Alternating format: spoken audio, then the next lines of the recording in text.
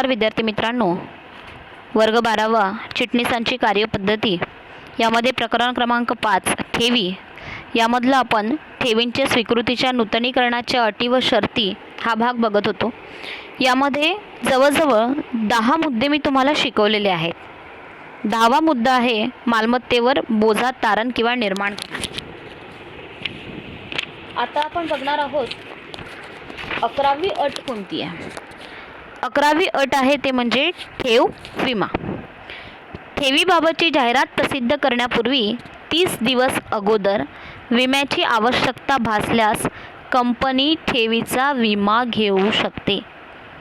जेव्हा आपण ठेवीचं प्रसिद्धीपत्र तयार करत असतो ते प्रसिद्धी करण्यापूर्वी 30 दिवसांच्या अगोदर, म्हणजे जेव्हा आपण माहितीपत्रक प्रसिद्ध करतो, म्हणजेच ठेवी स्वीकारण्याकरता जेव्हा माहितीपत्रक प्रसिद्ध केलं जातं त्याच्या 30 दिवसाच्या अगोदरच्याच काळामध्ये जर विम्याची आवश्यकता कंपनीला भासत असेल तर कंपनी ठेवीचा विमाही घेऊ शकते। जर ठेवीची रक्कम अधिक व्याज यांची एकत्रित बेरीज 20,000 पर्यंत असेल तर त्या रकमेच्या बेरजे एवढा विमा उतरवता येतो। जर त्या विम्याची रक्कम आणि व्याज या दोघांची एकत्रित जर बेरीज केली तर ही 20,000 पर्यंत येत असेल, 20,000 किंवा त्यापेक्षा जास्त, तर आपण एवढ्या किमतीपर्यंतचा किंवा एवढ्या रकमेचा विमा हा विमा कंपनीकडे उतरवू शकतो। यालाच म्हणतात ठेव विमा। म्हणजे ठेवीची रक्कम ही जर 20,000 पर्यंत असेल, ठेवीची रक्कम आणि व्याज त्याच्यावर दिलं जाणारं व्याज हे जर 20,000 पर्यंत असेल तर या ठिकाणी विमा कंपनी त्या ठेवीचा ठेवीची किंमत जर 20,000 रुपये असतील तर विमा कंपनीकडे या ठेवीचा विमा उतरवू शकते। याला म्हणतात ठेव विमा। पण हा केव्हा उतरवावा लागेल? जाहिरात प्रसिद्ध करण्याच्या 30 दिवस अगोदर। म्हणजेच ठेवीबाबतची जाहिरात प्रसिद्ध करण्याच्या पूर्वी 30 दिवस अगोदर विम्याची आवश्यकता जर कंपनीला भासत असेल तर कंपनी ठेवीचा विमा घेऊ शकते। आणि जर ठेवीची रक्कम अधिक व्याज यांची एकत्रित बेरीज 20,000 पर्यंत असेल तर त्या रकमेच्या बेरजे एवढा विमा उतरविता येतो। यानंतरची 12वी अट आहे या ठिकाणी, म्हणजे पतपात्रतेचा दाखला मिळवणे। ठेवी स्वीकारण्यापूर्वी प्रत्येक कंपनीला पतपात्रतेचा दाखला मिळवणं फार आवश्यक आहे। पत म्हणजे पैसा, पात्रता म्हणजे काय तर जेवढी ठेवी कंपनी स्वीकारणार आहे यासाठी ठेवीजवळ एक नमुना किंवा एक दाखला असणं फार आवश्यक आहे। म्हणजे त्या ठेवी स्वीकारण्याची कपॅसिटी आहे की नाही हे या पतपात्रावरनं शक्य होतं। आणि म्हणून या ठेवी स्वीकारण्यापूर्वी त्या कंपनीजवळ पात्रतेचा दाखला असणं तिला फार आवश्यक असतं।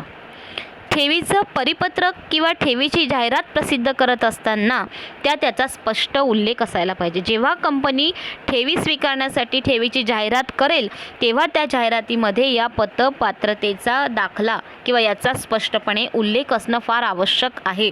तेव्हाच कंपनी लोकांकडून ठेवी स्वीकारू शकेल। कंपनीची निव्वळ संपत्ती, आर्थिक स्थिती, ठेव रक्कम, वेळेत परत करण्याची क्षमता इत्यादीनुसार कंपनीला पत नामांकन दिलं जातं। कंपनीला पतपात्रता दाखला दरवर्षी ठेवी स्वीकारण्यापूर्वी घेणं बंधनकारक आहे। कोणतीही कंपनी असो, जेव्हा ती ठेवी स्वीकारणार आहे त्याआधी त्या कंपनीला पतपात्रतेचा दाखला मिळवणं फार आवश्यक आहे। तेव्हाच ती लोकांकडून ठेवी स्वीकारू शकते। याचा अर्थ असा होतो की त्या कंपनीची आर्थिक स्थिती चांगली आहे, त्या कंपनीजवळ निव्वळ संपत्ती आहे, ठेव रक्कम परत करण्याची क्षमता त्या कंपनीमध्ये आहे असा याचा अर्थ होत असतो। म्हणजे ठेव रक्कम ती परत करू शकते म्हणून त्या ठिकाणी तिला पतसंस्थेकडनं मिळालेला पतपात्रतेचा दाखला जर असेल तर कोणताही ठेवीदार आपली ठेवी त्या कंपनीमध्ये ठेवेल किंवा कंपनीला वापरायला तो पैसा देईल। आणि म्हणून त्या कंपनीला पतपात्रतेचा दाखला मिळवणं आवश्यक असतं। आणि हे केव्हा मिळवावं लागेल? जेव्हा तो ठेवीसाठी जाहिरात करेल किंवा अर्ज करेल याच्या आधी या कंपनीजवळ पतमानांकन घेतलं पाहिजे किंवा हा दाखला कंपनीजवळ असायला पाहिजे आणि हा दरवर्षी ठेवी स्वीकारण्याच्या पूर्वी कंपनीजवळ असणं बंधनकारक आहे. यानंतर 13वा मुद्दा आहे तो म्हणजे ठेव परतफेड किंवा राखीव निधी खातं उघडणं. ठेव रक्कम स्वीकारणाऱ्या प्रत्येक कंपनीस ठेवीची रक्कम परत करण्यासाठी सूचित बँकेत स्वतंत्र ठेव परतफेड राखीव निधी खातं उघडावं लागतं. प्रत्येक कंपनीला ठेवीची रक्कम स्वीकारण्याच्या आधीच म्हणजे लोकांकडनं जेव्हा कंपनी ठेवी स्वीकारणार आहे त्याच्या आधी कंपनीच्या शेड्यूल्ड बँकेकडे म्हणजे सूचित केलेल्या बँकेकडे या ठिकाणी ठेव परतफेड राखीव निधीचं खातं कंपनीला उघडवावं लागतं. कंपनी त्या सूचित बँकेमध्ये जाऊन स्वतंत्र ठेव परत करण्याच्या निधीचं खातं त्या ठिकाणी तिला उघडावावं लागतं.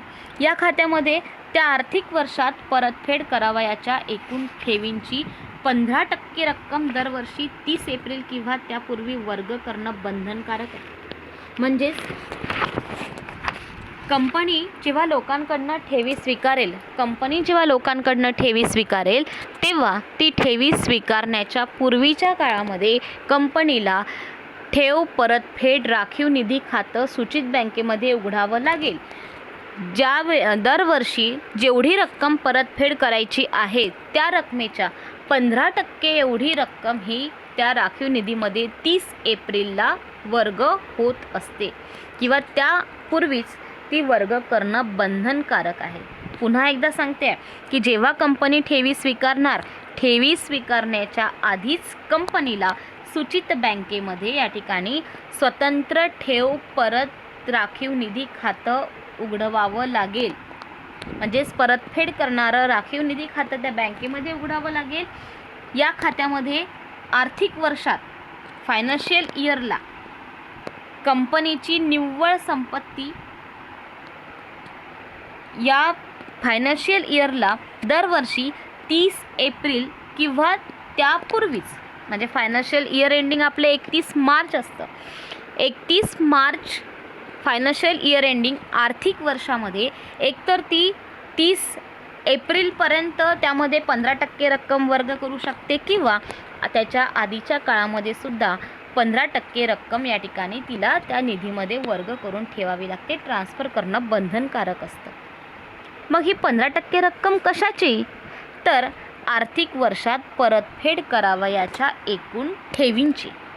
आर्थिक वर्षामध्ये जेवढी ठेव परतफेड करायची आहे त्या ठेवींची जवळजवळ 15% एवढी रक्कम या खात्यामध्ये तिला वर्ग करणं बंधनकारक असतं. खात्यातील रकमेचा विनियोग केवळ ठेवींची परतफेड करण्यासाठीच केला जातो. या ज्या खात्यामध्ये जो पैसा असतो किंवा जो पैसा वर्ग करतो तर या पैशाचा विनियोग म्हणजे या पैशाचा वापर फक्त आणि फक्त ठेवींची परतफेड करण्यासाठीच केला जातो. यानंतर 14वा पॉईंट या ठिकाणी दिलेला आहे तो म्हणजे ठेव पावती. ठेवीदाराकडून ठेवीची रक्कम प्राप्त झाल्यापासून किंवा धनादेश शोधन झाल्यापासून 21 दिवसाच्या आत ठेव पावती ठेवीदारास दिली जाते.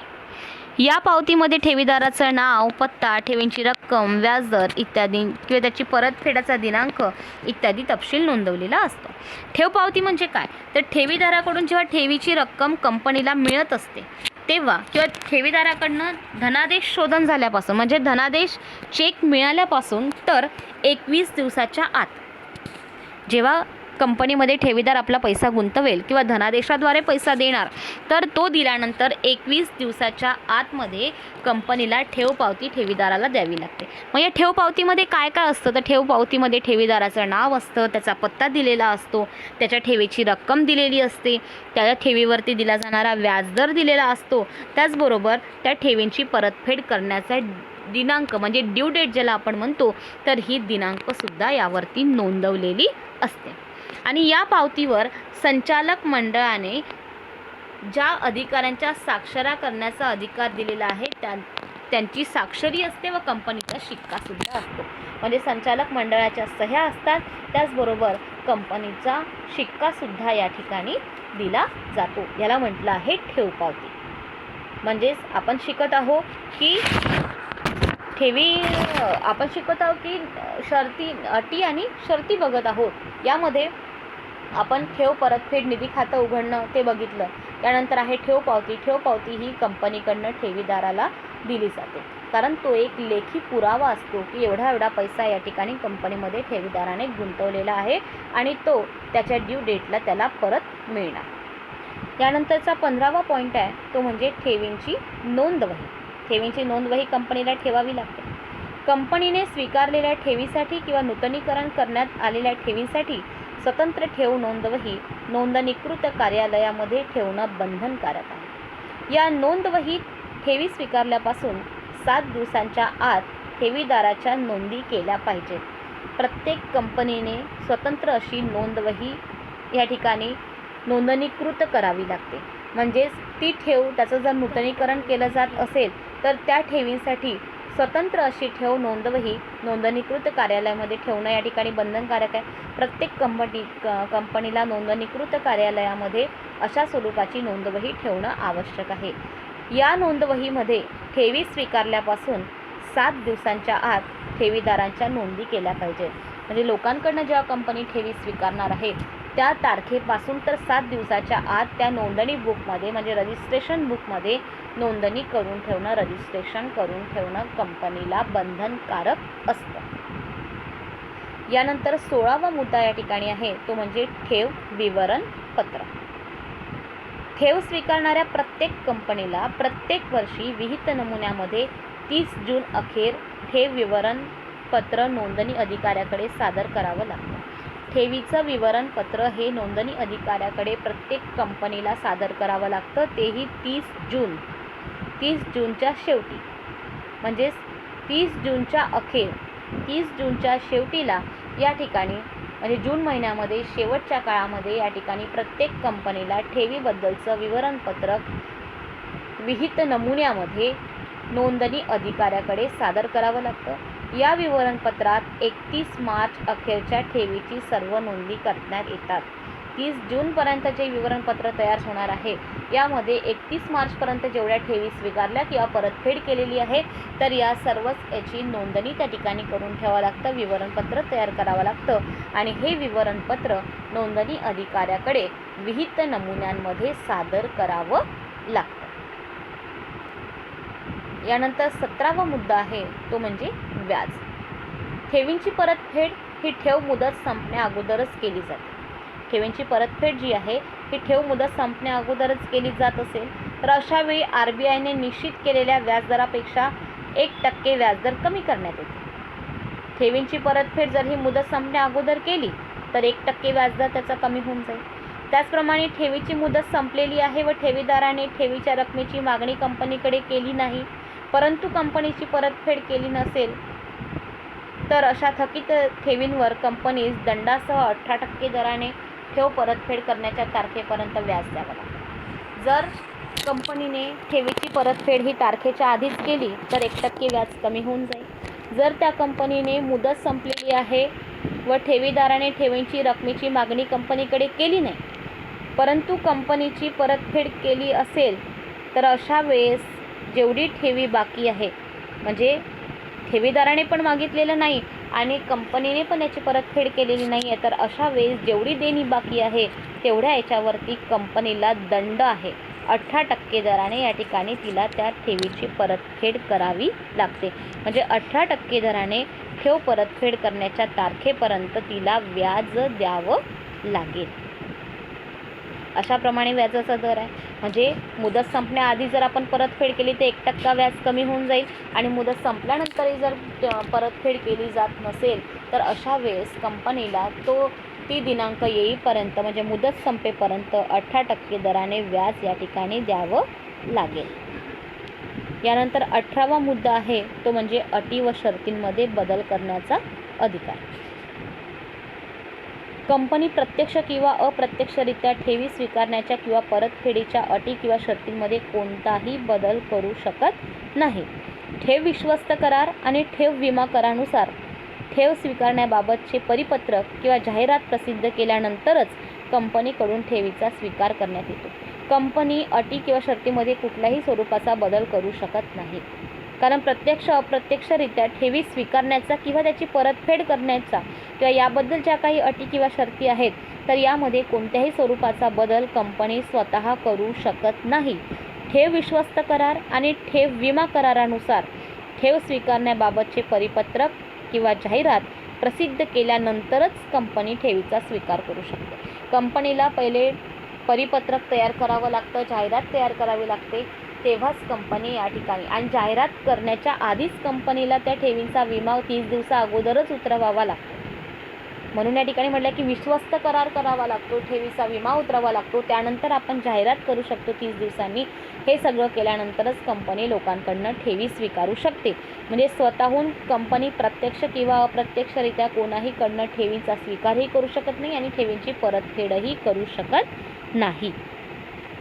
यानंतर 19वा मुद्दा दिलेला आहे तो म्हणजे आर्थिक विवरणामध्ये खुलासा करणे. जर कंपनीस ठेवी या संचालकाकडून प्राप्त झाल्या असतील तर त्याबाबतचा खुलासा आर्थिक विवरणपत्रामध्ये करावा लागतो.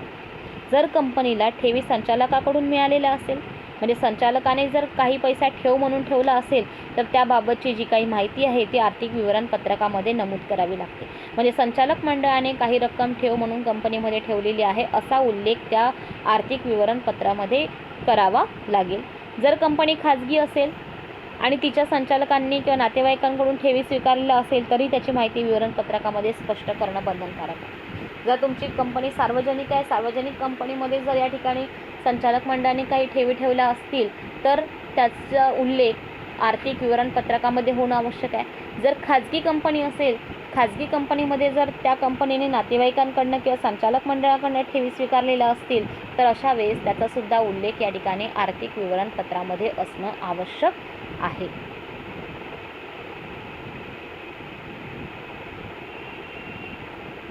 म्हणजेच आर्थिक विवरणाबाबत खुलासा करणं आवश्यक आहे. यानंतर एक शेवटची अट आहे ती म्हणजे शिक्षा किंवा कारवाई. असं एवढ्या सगळ्या अटी जर आपण मान्य केल्या नाही तर कोणत्या स्वरूपाची शिक्षा होणार? कंपनीच्या अधिकाऱ्याने कंपनी कायद्यातील तरतुदींचे ठेवी स्वीकारण्याबाबत उल्लंघन केल्यास म्हणजेच कंपनीचा जो अधिकारी आहे त्याने जर याबाबत जे काही आपण अटी किंवा शर्ती बघितल्या याचं उल्लंघन जर केलं असेल म्हणजे त्या नियमांचं पालन जर केलं नसेल तर तो दोषी आढळला असेल तर तो शिक्षेस पात्र ठरतो. म्हणजे या सर्व गोष्टींचा किंवा या अटी आणि शर्तींचा त्याने उल्लंघन केलं, त्या नियमांचं पालन केलं नसेल तर तो मात्र शिक्षेस पात्र ठरत असतो. महाराष्ट्र सरकारने गुंतवणूकदाराच्या हिताचं संरक्षण करण्यासाठी ठेवीदार संरक्षण कायदा 1999 हा संमत केला. या कायद्याने कंपनीने उल्लंघन केल्यास ती शिक्षेस पात्र ठरू शकते. महाराष्ट्र शासनाने ठेवीदारांच्या हिताचं रक्षण करण्यासाठी म्हणजे ठेवीदारांची ठेव व्यवस्थित राहण्यासाठी म्हणजेच ठेवीदारांचं संरक्षण करण्यासाठी संरक्षण कायदा 1999 हा तयार केलेला आहे. आणि या कायद्याचं कंपनीने जर उल्लंघन केलं तर ती कंपनी शिक्षेस पात्र ठरत असते. परिणामी कंपनी बंद होण्याच्या मार्गावर सुद्धा येऊ शकते. अशा स्वरूपामध्ये या ठिकाणी आपण अटी किंवा शर्ती बघितल्या. म्हणजेच ठेवी नूतनीकरणाबाबतच्या, ठेवीच्या स्वीकृतीच्या नूतनीकरणाच्या अटी आणि शर्ती जवळजवळ 20 पॉईंट आपण या ठिकाणी बघितलेले आहे. यानंतरचा जो अभ्यासक्रम आहे हा अभ्यासक्रम 25% वगळलेला आहे. यामध्ये जनतेकडून ठेवी स्वीकारण्याची कार्यपद्धती हा टॉपिक वगळलेला आहे. सभासदांकडून ठेवी स्वीकारण्याच्या कार्यपद्धती हा सुद्धा टॉपिक वगळण्यात आलेला आहे. म्हणजेच या ठिकाणी आपल्या ठेवी हे प्रकरण संपलेलं आहे पूर्णपणे. म्हणून हा व्हिडिओ आपण इथेच थांबवूया.